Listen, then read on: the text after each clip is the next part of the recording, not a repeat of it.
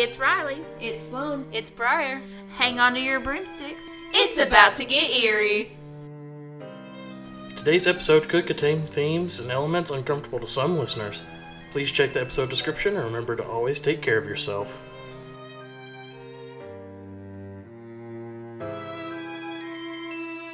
My favorite horror movie is Scream.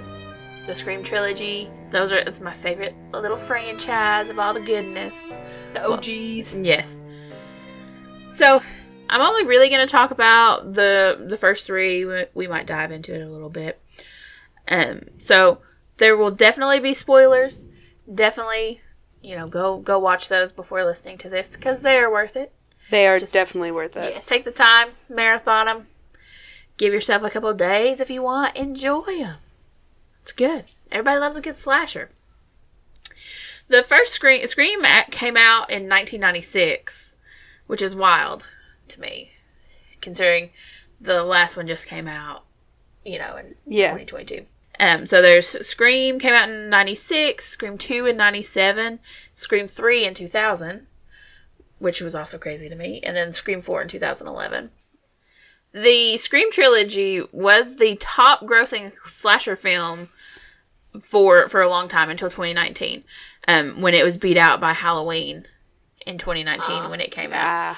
But before that, Scream 1 had been number one for 23 years. Wow.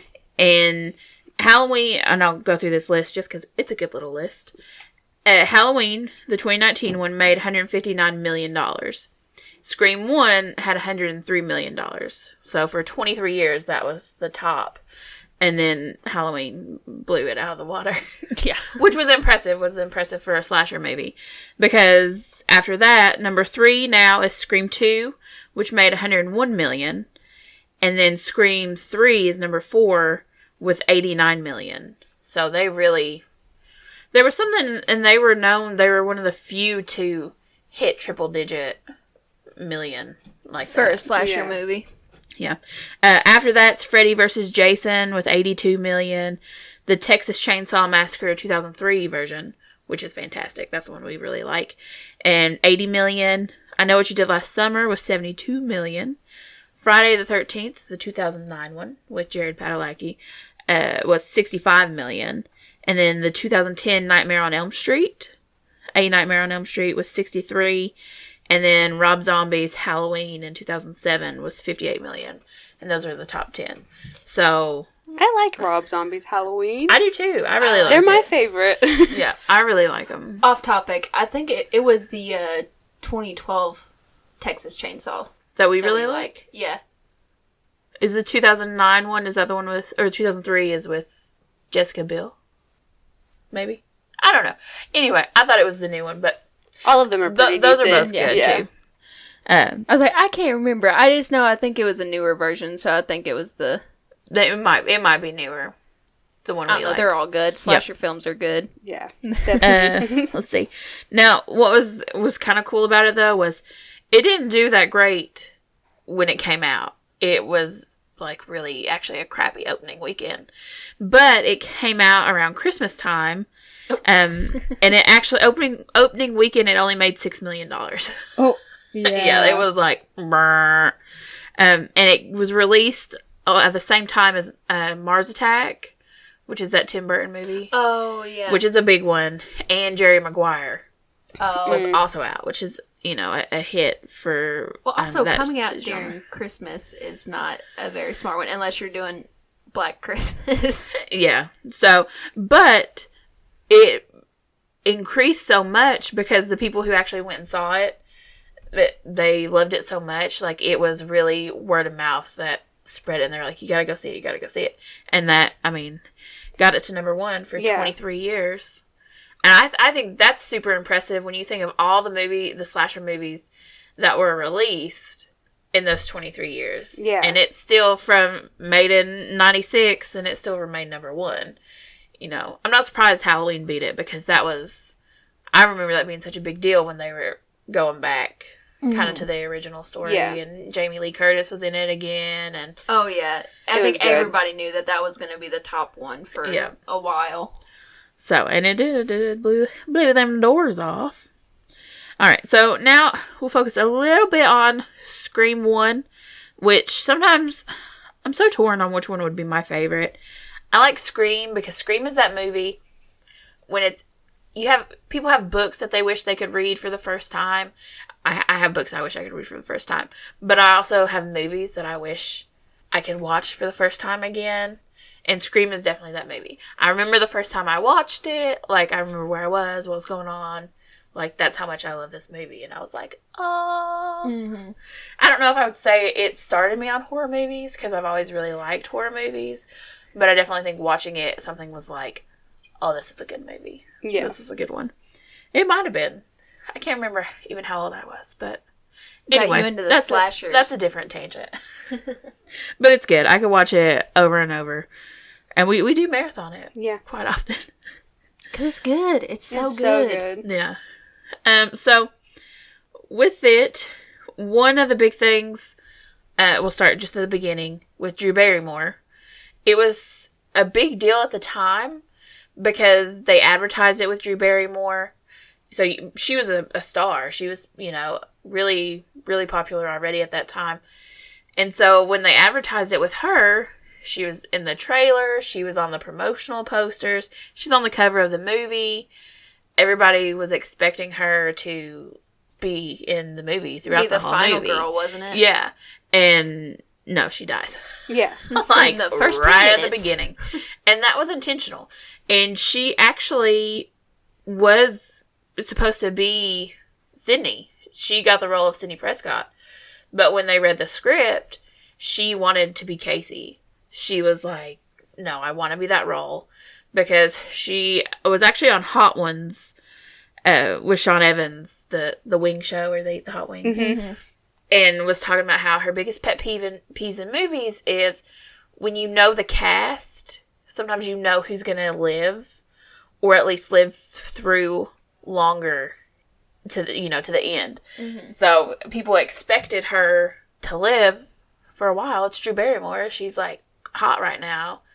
And then she dies in the beginning, and it was like, what? Yeah. And she fought for it. Her and Wes Craven were like, no, this is, yes. She's like, I want to be Casey. I want to die. I want to right die. at the beginning. I want to just say something. Wes Craven, I absolutely love him as a filmmaker, a producer, a director, and rest in peace. I was so sad when I heard that he passed away. Because he makes so many good movies. He made Scream. He made the first Nightmare on Elm Street movie. He also made one of my favorite werewolf movies, Cursed. I just think he's very underrated by a lot of people for scary movies. Yeah. I think Scream 4 was the last movie he did. Mm-hmm. In 2011, it was the last one that came out. But I just wanted to give a shout out to that man. And if you've never seen any of Wes Craven's films, give them. They are all worth watching. Yeah. Yes. They are all good. That she actually was quoted, she said, they did it so we would establish this rule does not apply in this film. Anybody can die. Nobody is safe. And that opening scene, Wes Craven actually even had to lie about it to get it to stay in the film. Because the Motion Picture Association of America Film Rating Systems, they said it was too much. And they wanted him to make changes to it. And he told them they just did it in one shot. And they couldn't do reshoots. They're like, nothing, I can't change it. It is what it is. And they believed him. But he went in, he was like, no, I can't. We can't make any changes. It was one shot. Because Drew Barrymore only filmed for like a week or something crazy. It was like a super short time or a couple of days because she's just in that one scene. Yeah. But I thought that was funny that he lied about it and was like, no, sorry. You're sorry. It is what nothing it is. can be done. But he had a lot of issues with the movies and censorship. One of the later ones that released right around Columbine, there was a lot of issues with that because they said it was too violent. So, I can't even remember which one it is now. Was it the second one? I think it is the second one. And it's like an outrageously amount, like less blood. Like all the other films use like 50 gallons of blood or something like that. And it only used 10 gallons of blood. So they had to like reduce it a lot. Yeah. But he was so mad about it. One of his quotes, he says, "I'm a director who can do something very well, but I'm not allowed to put it on screen because they mess with his movies." So it makes me want to know what he would produce today. Yeah. Like, think of how wild the early Screams would have been today if he didn't have to go based on those rating systems. Because movies nowadays are like, it'll be an R-rated movie, and you're like, dang, that was gruesome. Mm-hmm. Or even the language. Like, the new Scream drops the F-bomb, like, every 5 minutes, and I'm like, Lord. All right. Not that I care. I mean, good that they can do what they want. Because I think if you're going to a horror movie, you're going to a horror movie. Yeah, be prepared for something. Right. You don't like blood, don't watch a horror movie. Especially a slasher movie. Yeah. You know, stick to something else. Ghost. You know, if you don't want to see blood, then don't see a slasher movie. Slasher movie is on you. Yeah. And I think the rating system, not to get on a rant, but I think the rating system should just base it on the movie. So have your system, because I think people should know before going in. But don't change a movie to meet your rating system. Yeah. No. I would much rather, have a warning. Yeah. So, but have the original vision and just have a warning about it than knowing that whole movie had to be changed. Or... Yeah. To the point where he obviously could have gave us something more. He knew he could, and he said it, he could do something even better. But they were, shutting him down. This is a fun little fact, because I didn't know, but Roger L. Jackson was the voice of Ghostface, and he actually always called him on the phone. So he wasn't in those scenes with him, like, voicing, like, he was always on the phone to keep it kind of creepy with him. Mm-hmm. But he's the same voice of Mojo Jojo. Oh my God, fantastic! I thought that was a cool fact. But I was like, hee hee hee hee. So the big thing... before I dive into the other movies, I want to talk about the stew theories. I love me some stew. The first one. Because everybody wants to know, it was just the TV. Even Matthew Lillard himself tweeted, he was like, I mean, it was just a TV, right? You think he'd survive? I mean, speaking of the fourth one, in Scream World, yes, if she can survive... The brain zap. Yeah, the brain zap. I think Stu can survive a TV. So, my only thing, as I was doing my research, I was like, could he survive? And I tried to look up, but I couldn't. Today's TVs, if they fall on you, is a lot different than those giant, heavy, thick glass. Like your TV in the bedroom that I hit with the fushigi ball. And it was like, dong! And it bounced off it. Like, today, that would have ruined a TV. But one of those falling on you. So I was even trying to research. I was like, would that kill you? Would a TV back in the day necessarily kill you? But I do think we were overlooking that Stu was bleeding out. Yes. He was already teetering on the line. He was feeling a little woozy. Woozy here. So I think he might have, even if the chewy didn't kill him, I think he might have been dying. I think I'm dying. He even thought it. He even knew it was happening. Yeah. But, and there were, in early ideas and creation for Scream 3 and things they were talking about, there was talk of having Stu be the mastermind behind all the new killers. And that he was, like, calling shots from prison and trying to talk him into going after her and stuff. But that was ixnayed. Well, I know some people wanted it to be kind of like a Hannibal Lecter type deal, where Sidney or the new character goes to whatever prison he's holding in and asks him questions and stuff. That was just a fan theory that they wanted to happen for the new one. Which I think that would have been cool. I mean, anything to get Matthew Lillard on screen. Yeah. And then there was a lot of talk because he appeared in the background. In the second one. And people were like, no, he was just there on set because he loved it. I think Matthew Lillard as an actor gets really passionate about these roles. And I think he just loved it. And they were all so young and they were friends. And they still seem like they're friends when they're all together, So. But so there's a little bit of that. Before I go into the other movies, I wanted to talk about the fact that Scream, it's Kevin Williamson is who wrote it, and he's done a lot of stuff. He's done a lot of TV shows. He wrote Dawson's Creek. Fun fact. He was the producer on that. No, I think he was the writer. Anyway, he had something to do with Dawson's Creek, which is funny to me. That's one of Riley's favorites. Yes. Yeah. Oh, but another little Easter egg for anybody who hasn't seen it or you just never noticed it before. Wes Craven is dressed as Freddy Krueger as the janitor. Yes. Yep. Before the principal gets killed. He's mopping up the floors. Yeah, I love that in there. I feel like a lot of Scream fans already know that, but if you didn't, there's a little Easter egg. That is a good one. And every time I see it, I'm like, look, it's Wes Craven. Mm-hmm. Actually, I think... And isn't his name Fred? Yeah, I think it is, because the principal's like... What's up, Fred? Yeah. What's up, Fred? Which is funny, because Freddy Krueger was a janitor. Was he not? He was a maintenance man. Yeah, maintenance, yeah. At the elementary school. Or preschool. The school with young kids. Yeah, I think it was preschool or, like, kindergarten school or something. But when we marathon it, it always makes me laugh, because I, like, know so many of the words. So I'm always sitting by Brett, and I'm always, like, repeating the words right before they happen. And it cracks me up. It probably drives him crazy. But it's funny to me. You just know when it's happening, and you're like, yes, I know. yes. I'm like, this is my favorite part. Bam, bitch went down. Bam, woozy. Super bitch. The woozy. You hit me with the bone, you dick. My parents are gonna be so mad at me. I love that he... What is it, ad-libbed, or what's the word when you come up with your lines yourself? It's not even in the script. Oh, gosh.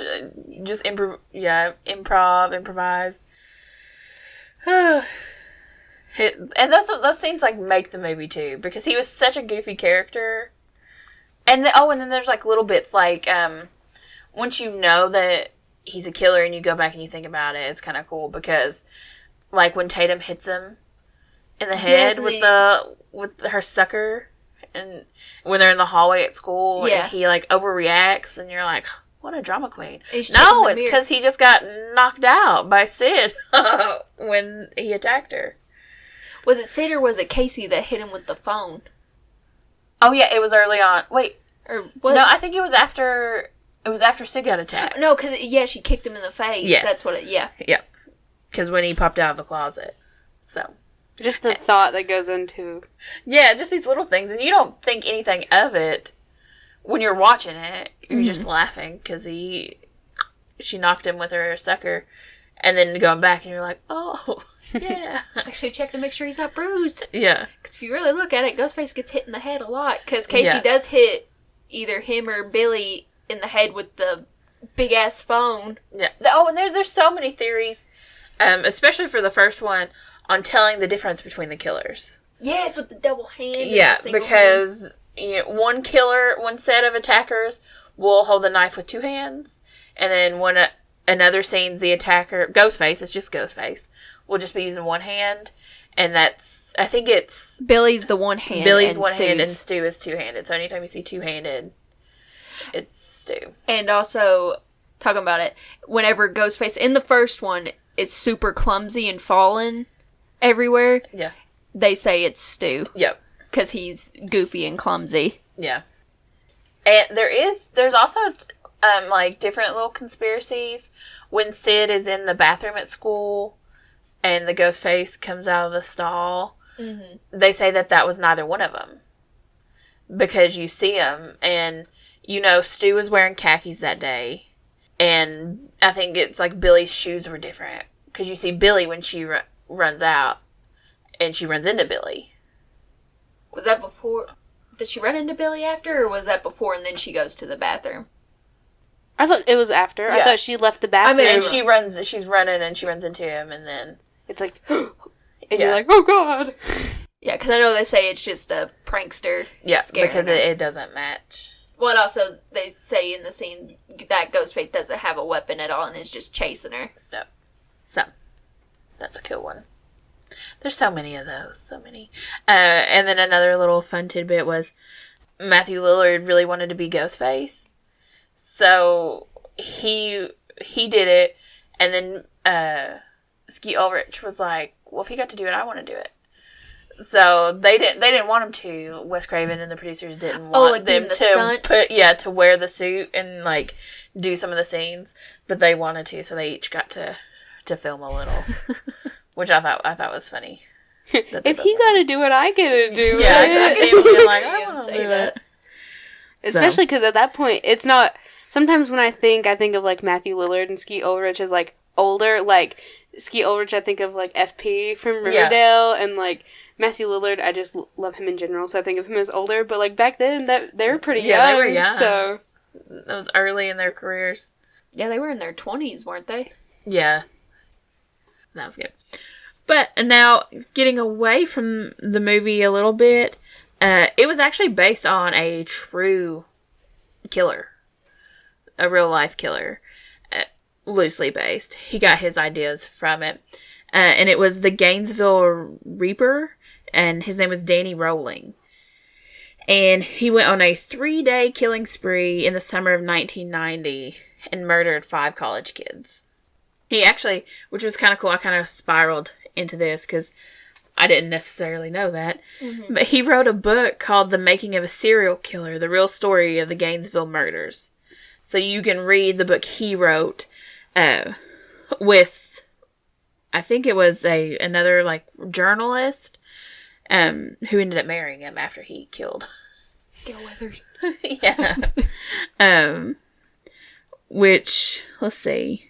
So wait, so the killer wrote a book? Yeah. It's like he wrote it. I got a digital version because physical versions are like really expensive because they don't publish it anymore. It was a huge deal because they thought it was kind of glorifying serial killers because he was profiting off these murders. So was this before he got caught? No, this was after he got caught. Okay. And let's see. He had, like, you know, the troubling background, a young mother, and his father was in the Korean War. He's a Korean War vet and a police officer, and was extremely abusive. So he was pretty messed up. His defense was that he developed multiple personalities. So that was his defense. And the book's I haven't read the book yet. It is in the queue to be read. But I wanted to because I think it's cool that it was written by him. He was married to an Omather Heiko. I'm not really sure how you pronounce it. But they had a child, but she left him because he started being really abusive. So that was like, she's like, she got out of there. And then it was really downhill from there because he started to assault women that looked like his wife. So he would kind of track them down and attack them. He got into armed robbery, and in 1979 he went to jail. He was caught, but he was in and out constantly from 1979 through all the way to November of 1989. He got fired around that time, and then he broke into a home and murdered 3 people. That was like really it when he got out again. In May of 1990, he actually shot his father. He went to his dad and shot him twice, but he lived. He was camping out because he's like on the run. He's just a really bad guy. He's not got a job. His life's messed up, and so he was actually camping around University of Florida, out in the backs of stuff. And so on August 24th, he stabbed and raped 2 freshmen, Christina Powell and Sonia Larson. And then the next day, August 25th, Krista Hoyt was a community college student, and he actually cut off her head and posed it on a shelf at the scene to be looking at her body. Oh, so he's like messed up. Yeah.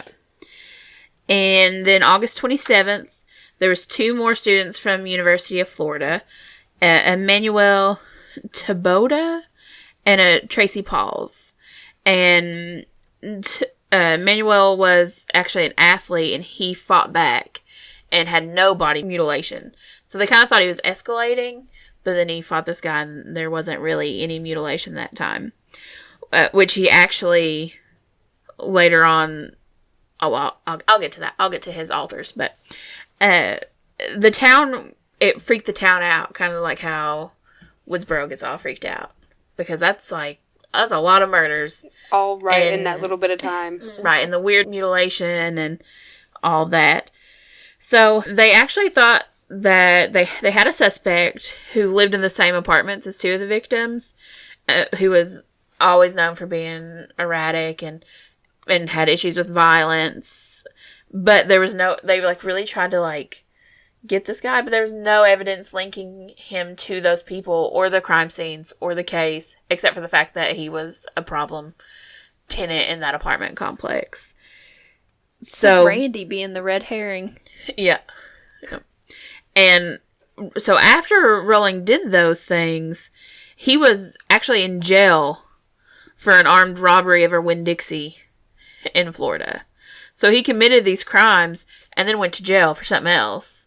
So they're investigating, trying to track him down, and they're really harping on this guy in this apartment complex. And the killer's already in jail. He's already locked up. And it took him 2 years before he was actually charged. And it was a year after his Winn-Dixie robbery. And they actually got DNA evidence from a tooth that he had pulled while in jail and matched the DNA to the crime scene. So his official charges were in June of 1992, which is the month before I was born. Yeah. A reincarnation? Oh, wait. He didn't die. No. Sorry. I put my tinfoil hat on there too soon. And so he had said that he has an alternate personality that did it, and that alter's name was Gemini.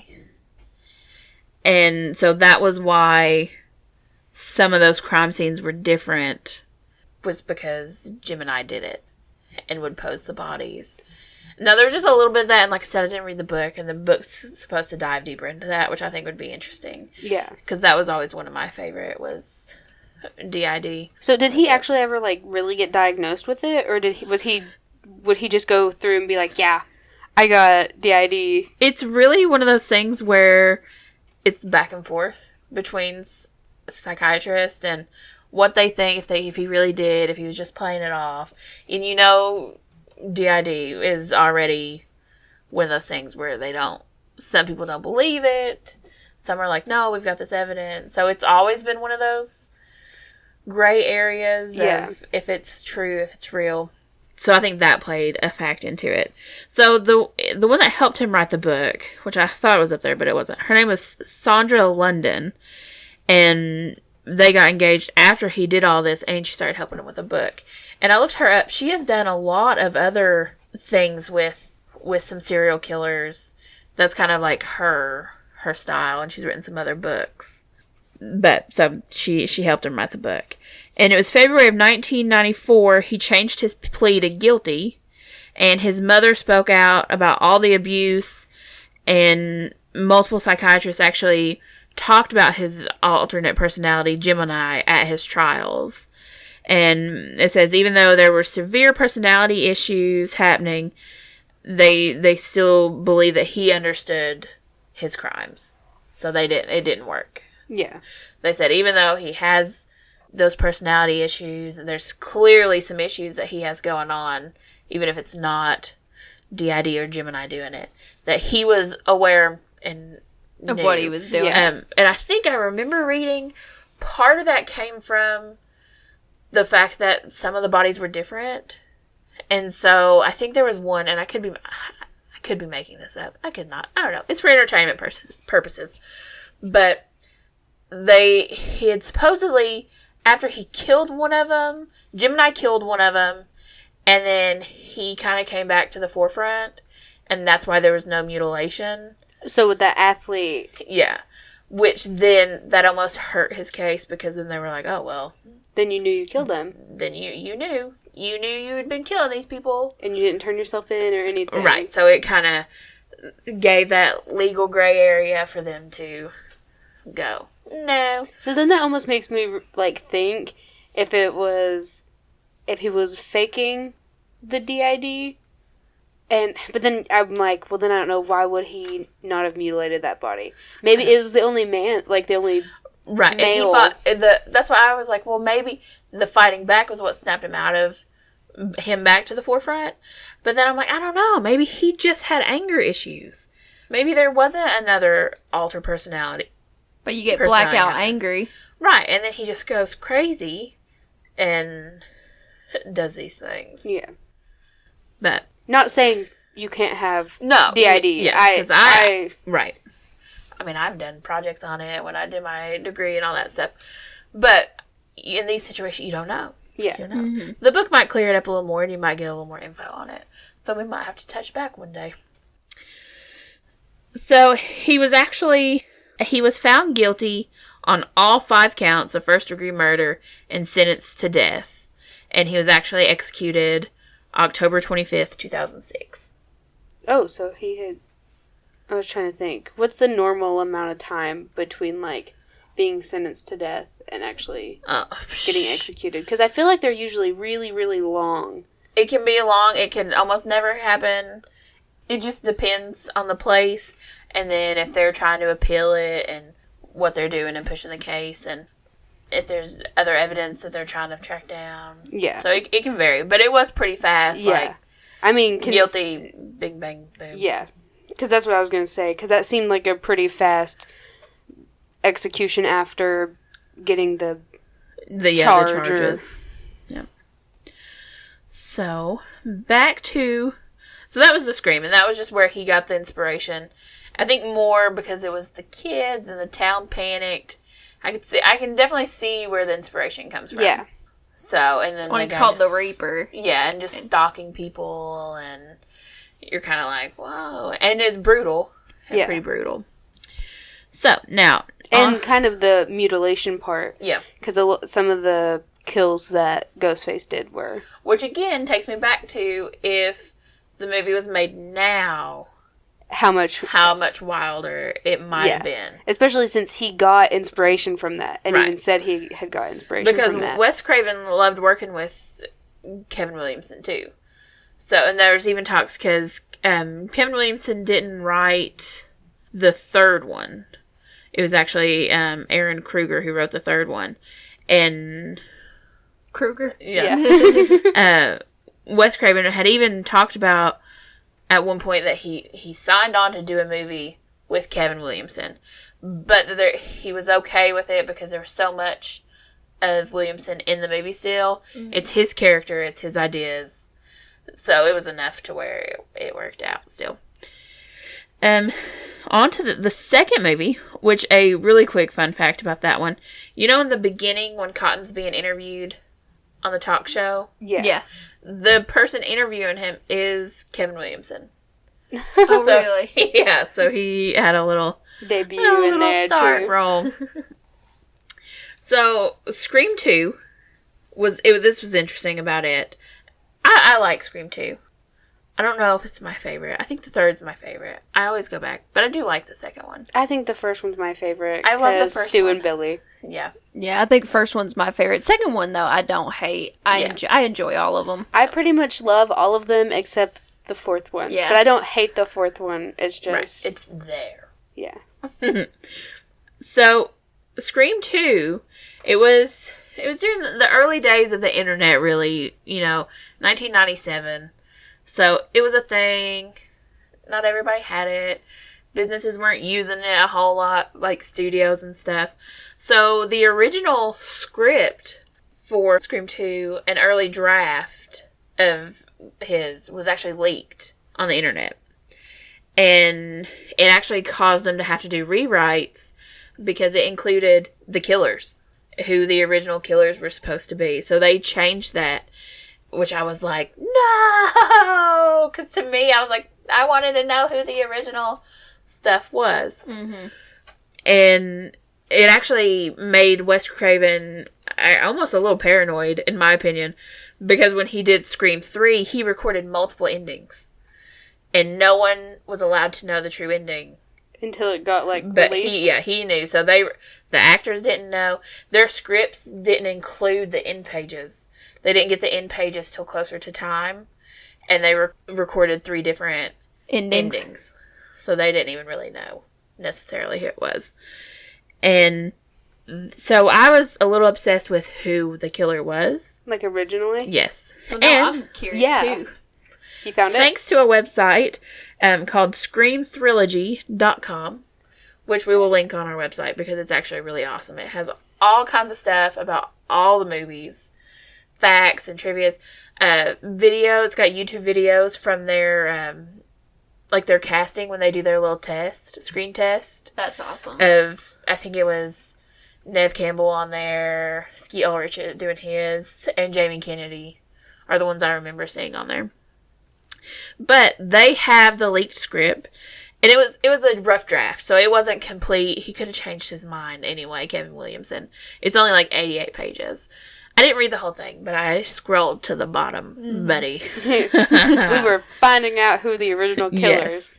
So, if you've seen the movie, but you don't want to be spoiled, you want to read the script yourself, go to the site, read it, and then come back.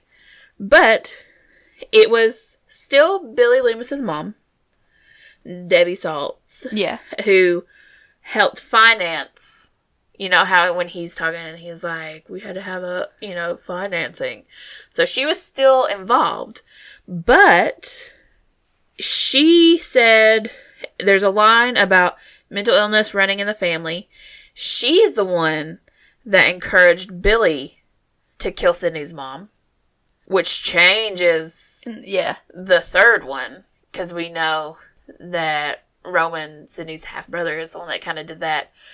But it was Haley and Derek, her roommate, and her boyfriend. Oh. And they set her up. And their whole thing was they met on an online forum about like the Woodsboro killings and being obsessed with killings and the movies. So the movie class and stuff like that seems to still be a part of that. But there's also, like I said, I didn't read it all, so I don't know if the setup's the same. It's very similar because they're still like we're in the theater. But it's Cotton Weary tied up to something. So Cotton is still in this one. And so she like cuts him down and they're like, oh no, cut him down. This is part of it. And they're being, you know how crazy they get at the end when they're like, it's going to be great. And they're like, I hope we get the death penalty. Like they're, wild like the killers get when they want that fame. Yeah. To be infamous. And so Gail comes in. It's still a little similar to that. And they're recording it. And they get killed because Debbie ends up killing them. Because she's like, no loose ends. And then Cotton gets down and kills her. So Gail goes to help him up. And he stabs Gail in the back. And she falls into the orchestra pit. Like when she gets shot in the actual movie. Yeah. And then he goes after Sid. He goes after Sydney. And he was like, oh, I could kill you.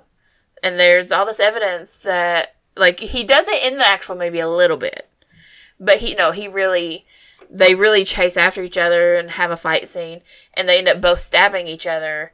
And the last lines he has written are that they're laying beside each other and they close their eyes. And then he's like, that's all I got for now. Lord. So it was like, that was a twist of, there was the killers from the whole movie, which were her roommate and her boyfriend. And then Cotton really is like, oh, I can kill you. Yeah. Yeah. Well, because he does have that scene where he's looking at the gun and says, like, give me the gun, Cotton. Yeah. And you're like, he's going to shoot her. And then he's like, oh, yeah, here. Yeah. And gives her the gun. Yeah. And he has a line in there in this script where he's like, oh, it's a win-win. I get rid of you. It's never going to stop till you're gone. And I can make a little money. Mm-hmm. Because then he's the sole survivor. Yeah.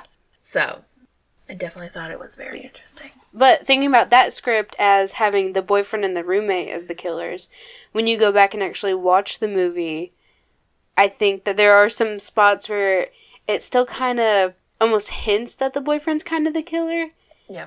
So I think that's cool that, well, I don't necessarily know if cool would be the word, but I feel like you could almost see it as Oh, Well, the boyfriend's the killer. Well, because the one scene where he chases after the killer, and then he only gets a cut on his arm, No. and both Sydney and Dewey are like, "You ran after the killer, and also he just sliced your arm. He didn't kill you," type deal. Yeah. But I'm kind of glad it didn't go with that script, because that would have been 2 movies where Sid's boyfriend Yeah. was the killer. Which that almost makes me think, I wonder if them kind of almost making it seem like it could be the boyfriend was because script was written Yes. already and they just didn't go back and change it, or if it was to kind of give that extra Sid's paranoia of like, is another boyfriend doing the same thing? Yeah, I think there's always been a tone of that in all of them, I think. Even in the third one, Yeah. where you start thinking that the cop is, kind of shady. I thought maybe they did it for those people who read the leaked script to be like, so they're going to be like, oh, great. So he is the killer. This is how it's going to be. And then in the end, it was like, no. Yeah. He was actually really I had to good. change it because of you. Yeah. But I enjoyed that. I want to go through and read and see what some of the other parts are and some of the differences. Mm-hmm. But that was, I was like, Who were the original killers? yeah. And so when on that website, because you can read it on there, which was cool because it's the infamous script Yeah. that was leaked early on. I'll definitely check that website out. Yeah. That's Me cool. too. Yep. And another interesting thing about this, just a little tiny tidbit, because oh no, never mind. That's in the third one. I got my movies mixed up. We'll get there. In this one, some Randy theories, because the most heartbreaking part of this movie is that Randy dies. Yeah. Because that hurts my soul. Yeah. And so Williamson says that people are most mad at him for killing Randy. He gets the most hate for killing Randy, and they're always asking him why. And his reason is because you really, really liked him. That's it. He's like, I killed him because you liked him.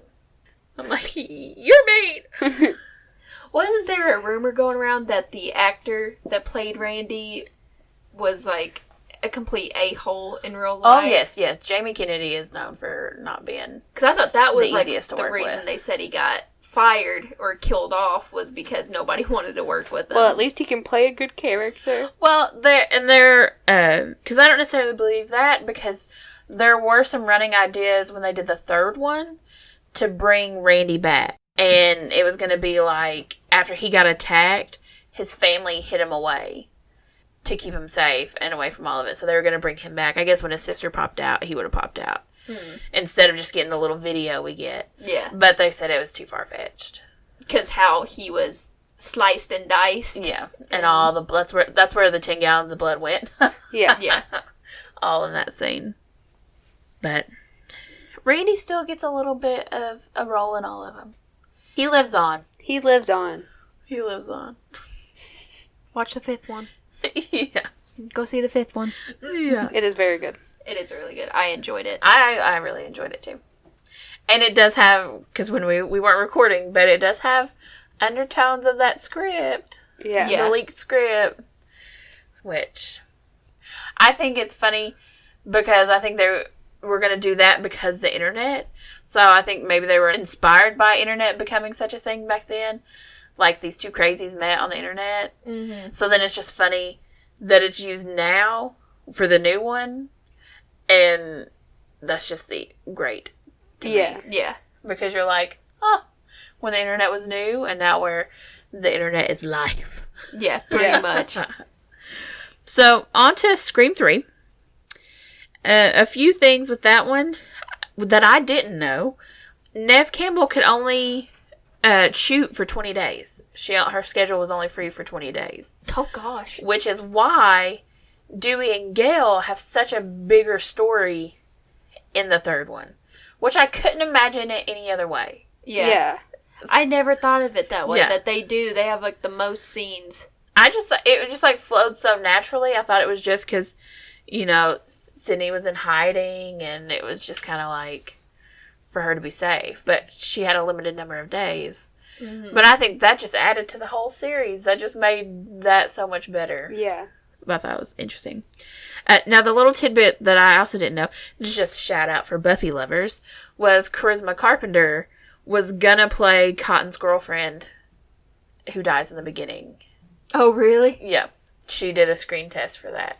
But then they didn't go with her. And so this one was not written by Williamson. His original idea that he would have done, because when he did Scream 1, he had his ideas for what he was going to do going forward. He was actually going to do, which is so funny because it reminds me of the fourth one, teens in Woodsboro who were inspired by the Stab movies was his original idea for Scream 3. Was what he was going to do. Like a group of teens in Woodsboro who were obsessed with the Stab movies and wanted to start recreating it. Oh, okay. Which is kind of what happens in the fourth one. Mm-hmm. When Kevin Williamson comes back. That's his next one. That is his third one. Yeah, it is. Because they're the movie geeks there. Yeah. And it's they watch through the Stabathon. Mm-hmm. Yeah. So. Talking about Buffy, though, I forget that Sarah Michelle Gellar she's in the second one. Yeah. Mm-hmm. And also, then her and Matthew Lillard play Daphne and Shaggy. Yes. In Scooby-Doo. But I never realized, I do realize it, but then I forget. Sarah Michelle Gellar plays in a lot of slasher movies. She played in Scream. She played in I Know What You Did Last Summer. And I think she played in another one. Probably. There was a bunch I like, and on the Scream Trilogy website, which also, this is, because I might get into it a little bit. Yes, in this one. Make sure you go to our website and use our links. Don't just type in addresses, because sometimes they will take you where you don't want to go. Which there's a few websites that we'll talk about in a second, and they're archived, so you definitely need to go through a web archive, because it's really Scream-Trilogy. I don't know what you would get if you typed it in another way. But on there, you can see other potential cast people of who were going to be in the cast. I didn't look at it a lot, but I knew a couple of them. Like Reese Witherspoon. They also reached out to her to play Sydney Prescott. And she almost was going to do it, but she couldn't get the timing right because she was doing Fear with Mark Wahlberg. It's also a great movie with my boy. But so she was doing that and couldn't do Scream. Mm-hmm. So I was like, that would be wild. It's crazy to think about, I can't really even think about the Scream movies with any other casting. Well, and Courtney Cox, she nearly wasn't casted because she was doing Monica from Friends. She had to fight. She wanted to play a bitchy character. And they were like, no, because they're going to see you as Monica. Monica was like a sweetheart, and even though I was like, she's got some tune. Yeah. She's competitive and ruthless. Especially when it comes to Ross sometimes. Yeah. But I tell you what, I give Courtney Cox mad props because she is one of the very few actors that plays two different characters, and I don't see her as the other character when I'm watching something. Yeah. Like when I watch her as Monica in Friends, I don't see her as Gail. Weathers. And same thing when I watch Scream, I don't see her as Monica, I see her as Gail. I agree with that. I definitely agree with that. Because Gail Weathers is a beast on her own. She is one of my favorite characters in any horror movies because she's a badass. And I also feel like she goes through a lot of growth that I like. Yeah. Mm-hmm. She's very different from her first introduction to her, last one, or most current. Yeah. And I agree with that. And so, the sites that I was going to tell you about, when they did Scream, they really modernized their promotion of it and had websites set up. And it was like a fake Sunrise Studio website. Which is the studio that does Stab movies. Mm-hmm. And so I will link all three of these because one was called Sunrise Sucks, and it had a bio about a new book, which is it's called Stabbed in the Back: The Real Sunrise Story about John Milton not getting along with another director, which John Milton is, the guy in the third one who they go see, and it's his birthday at his house, his mansion. Yeah. So it just added this element of realness to it, which I thought was great. So I'm going to show you guys. while we're sitting here. Because I like it's a little interactive. Like I said, they're not active websites. You have to go through a web archive type thing. But look. That's so cool. And it's Sunrise Studios. And you click on it, and it's like this trilogy. And it's even got the pictures from the original. That's and cool. It's even funny, like, they have, like, employment opportunities on the side. It's like fake entries about internship and that's so stories. Cool. And then, like, coming attractions. It's just, like, totally set up. That's really cool. Yeah. I like that. And then the other one, The Sunrise Sucks, is just set up almost like a blog where they're just, like, bashing the movie studio. The movie studio and, like, how awful they are. That's cool. And different stuff. I would definitely, if you're listening, go to our website and check out these links because they're very cool. If you're a Scream fan. Yeah, if you're a Scream fan. I mean, even if you're not a Scream fan, watch them and then you will be. And then you can go look at them. Yes, it's just so fun. And it's so fun to think about what it would have been like when this movie was advertising. And to be, like, really into it. Yeah. To see it. And I don't remember hearing about it, really, you know. But then, like, this is Gail Weathers. They had one set up for Gail Weathers. That's so and it's cool. just, like, Gail Weathers' channel, The News You Want, talking about her book.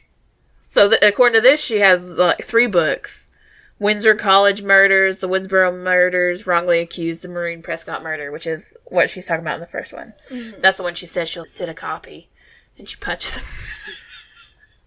I was thinking about, these as advertising, and I almost said I wish I could go back and experience it, but I wouldn't have been alive. No, you weren't a thing. Because it was 2000. Yeah. So I was young. I was 2. Yeah. I was not born yet. No. 2 years later. They're super cool.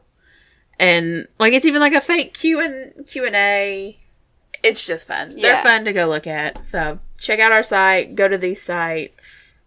But I thought it was super neat that they used that as a way to get it. Because then after their script leaked and they got screwed by the internet, they were like, well, let's tighten down security and then embrace the internet. Mm-hmm. I like that. And I think there was some stories about how they almost had there be someone helping Roman in the third one. Because it is Roman, right? I keep saying that. Yeah, it's Roman. And I think it was the actor that they made seem so shady, the one that won the role to play Sydney in that stab. Yes, because she disappeared so and then came back. Yeah, and I think originally they were going to have her be like an assistant, but then they decided against it and to not do the multi-killers again. Because that made sense because there was scenes like when the car crashed or they fell down the hill or something and they were like, how'd you get all the way over there? Yeah. And then she disappeared in the house and came back and they're like, where'd you go? Yeah. So I could see that, and then they changed their mind just having Roman be the one. Yeah. Yeah. Which I love the third one. And I don't know why, because it's definitely very different. It could be Parker Posey, because I love her. And she just adds so much to it because she's so funny. My lawyer liked that. And when she's all distraught and she jumps up into her bodyguard's arm to carry her, I'm like, she's such a diva and she's so funny. I liked this scene with her ring to try to get the information, and she's just like... Yes, because Gail puts down, like a 20? Yeah. And she's like, okay. Yes. Because her character knows how Hollywood works. Yeah. But I also like how the one lady who's given the information of Hollywood is, what's her name that played Princess Leia in Star Wars? Oh, is it Debbie Reynolds? No, that's her mom. It's Carrie Fisher. Yes. And she makes a joke, and they're like, wait, are you? And she's like, no. Yes. She's like, I get asked that all the time now. I wouldn't be here if that was me. Yeah. But that's the trilogy. I think I enjoyed them all. I liked the newer one better than the fourth one because I had some issues with the fourth one. I love them all out of respect for loving Scream. Yes. But the first 3 are like OG trilogy. Definitely. So we're just talking about them. And the rules. We didn't even talk about the importance of the rules. But it's movies about movie lovers, and it's just so great. We could talk on about Scream for probably a couple episodes if we really just to chat about it. Chat about it and talk about it. Now, I don't have a whole lot on the 4th one because I wasn't going to look it up. But I do like the 4th one. I like they brought elements of more cameras and broadcasting it. Mm-hmm. They definitely took the internet into effect. And I love Gail in it. That's another thing what I like about the Screams is that they move with the times. Because in the first one, you have Sid on her computer and she calls 911. Mm-hmm. And then it moves on. And then you have the 4th one, which is web cameras and YouTube videos and all this. All the broadcasting, on the internet. And then the newest one is all the technology stuff. Because like in the trailer, you can see she's locking her doors with her phone and then Ghostface is unlocking it. Yeah. And it's the hacking and all this stuff. Yeah. Yep. But they are good. They are good.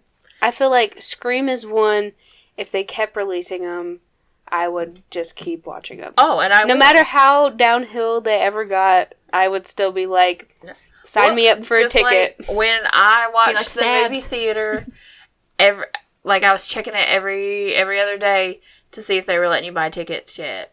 And we ordered our tickets as soon as they would let us. I was like, yep. Mm-hmm. We're going. Well, I didn't go to the showing in the middle of the week. I did the weekend. Yeah. We all went together. I like to save a little Mooney too and do those weekend matinees. But as soon as they let us buy tickets, we went ahead and bought ours and primo seats and I'll do it for the next one. It was the first one. I guess technically the 4th one I could have went and seen. But I have an Emma Roberts thing, and that was really my hang-up. Yeah. Yeah, I think that was all I think that's my hang-up. I still have an Emma Roberts thing, especially after it, too. It didn't help either, but... It just made it stronger. I know, and then I just had to accept it, because they keep putting her in everything. Mm-hmm. But I also like how they did Dead Meat, the YouTuber, in the newest one. Yeah. To tie it to those real... when they tie it to real stuff... It just adds an element of... Oh. Yeah. Well, because he's such a big horror movie person on YouTube, so it's just like, it feels that much more real. You're like, I know him. That was, when we were watching it, I, didn't even comprehend, and Garrett was like, haha. And I was like, what? And he's like, it's Dead Meat. I like that, too.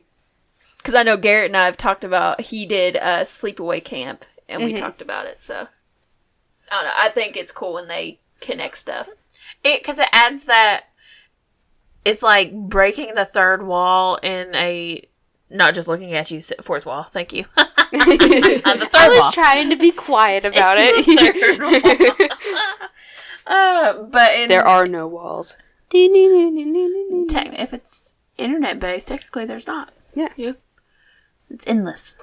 Infinite possibilities. But I also like the Easter egg that somebody was talking about that, I forget her name, but it's Hayden Panettiere that plays in the 4th one. Yes. She's actually alive, but she's not in the 5th one. Yeah, but if you watch a little YouTube clip, thing, Survivor interview, which I was like, yes, because I hated that she died. Yeah, and because she was one you don't necessarily know if she dies. Yeah. But... They're so good. Talking about it makes me want to watch them again. Yeah, we just marathoned them and saw around Halloween and saw the new one.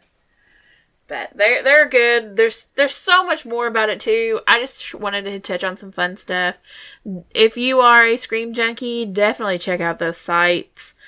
Even if you don't want to look at those other ones, the Scream trilogy has all kinds of cool stuff. I found it last night and I was showing Brett different stuff. I was like, look at this. Look at them doing their screen test. And if we have Scream fans that listen to this and you want more Scream stuff, we will be happy to oblige. Yeah. Yeah. Yeah, that's true. Oh, and on the Scream trilogy, it talks about Scream 6 coming, which made me excited. We'll be going to see it. Absolutely. I'll get a ticket as soon as they're available. Yep. Yeah, and then we'll have to do another episode. We'll talk about the new ones again. They could have as many screams. We'll do in depth about the next 3. Yep. 4, 5, and 6. They could have as many screams as there are stabs in Scream. And I still will go and see every single one of them. I'll be 40 and it'll be like, Scream 38. And I'll be like, come on, kids. Let's go. They'll be like, why does Mom get so crazy about these movies? They were my childhood. They were before my childhood. But they are fantastic. Yeah. Well, and have to marathon them all. Yes. Marathon all of them all the way up to the new one releasing. Start a month early. We gotta get these done. They're like, Mom, we've watched this one 100 times. I'm like, shut up and watch it again. You will enjoy it.